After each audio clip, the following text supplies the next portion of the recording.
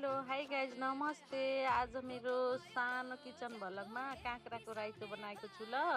सबले हेरेर साथ दिनु होला, कस्तो हुन्छ लाइक कमेन्ट सेयर गरिदिनु होला।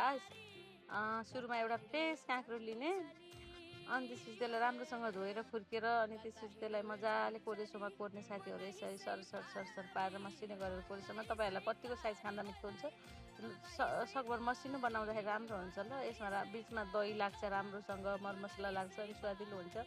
त्यसपछि काँक्रो कोरेर मैले साइडमा राखेँ अनि 4-5वटा हरियो खुर्सानीले। यो चाहिँ अप्सनल हो है, हजुरहरूलाई हरियो खुर्सानी खान मन लागेर राख्नु, नत्र हल्का चिल्ली फ्लेक्स हाल्दा पनि हुन्छ ल।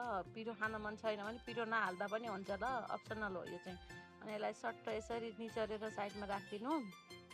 अनि पानी चाहिँ तैराएर, नत्र पानी पानी हुन्छ कि यो काँक्राको चाहिँ। अनि त्यसपछि स्वादअनुसार नुन हाल्नु, हल्का चाहिँ कलरको लागि हल्का थोरै बेसार लगाउनु, धेरै लगायो भने सेन्ट आउँछ, राम्रो हुँदैन। त्यसपछि फ्रेस दही हाल्नु, यो चाहिँ मैले आफै जमाएको फ्रेस दही हो है, साँझ जमाएको दही हो।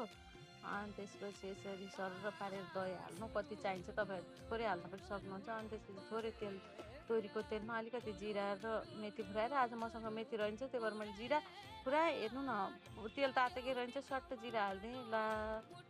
अनि त्यसपछि यसमा अघि काटेर राखेको हरियो खुर्सानी पनि, जिरा फुरिसकेपछि हरियो खुर्सानी पनि राखेर रातो रातो गराइदिनुपर्छ। हेर्नु न, झ्वाइँ परेर आगै बलेको कि यहाँनिर त। अनि त्यसपछि यसलाई राम्ररी हल्का ब्राउन ब्राउन भइसक्यो भने झ्वाइँ पारेर झानिदिने। अनि अघि हालेको नुन, अनि त्यसपछि बेसारलाई पनि राम्रोसँग मल्ने दही, अनि यसरी सरर पारेर मल्नुपर्छ ल, सबैतिर लाग्ने गरी। हातले मल्दा पनि हुन्छ तपाईँहरूलाई, मलाई चाहिँ हातले मल्न खासै राम्रो लाग्दैन, अनि त्यही भएर मैले चाहिँ चम्चाले गरेको ल।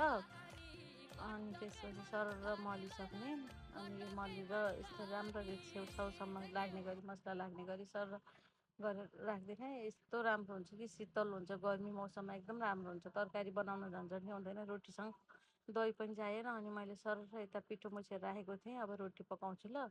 आज हामी खाने दुई आमा छोरी मात्रै छौँ, त्यही भएर म त थोरै 6-7वटा मात्रै रोटी बनाउँछौँ हामी, पातलो पातलो। अनि सर सर सर मैले यता चाहिँ रोटी बेल्दैछु, रोटी पाक्दैछ ल। यस्तो मजाको रोटी पकाउन आउँछ नि मलाई चाहिँ फेरि। अनि त्यसपछि सरर पारेर रोटी बनाउने, अनि रोटीसँग एकदम राम्रो हुन्छ। यो राइतो चाहिँ शीतल हुन्छ, तरकारीको आवश्यकता पनि पर्दैन, दहीको आवश्यकता पनि पर्दैन।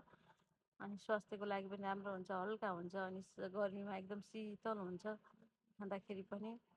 अनि मसलाहरू पनि हुँदैन, सादा खाना एकदम राम्रो हुन्छ। यस्तो मिठो भएको थियो नि साथीहरू रोटीसँग, ओ माई गड, मैले त 3वटा भनेको 4वटा रोटी खाइदिएँ ल।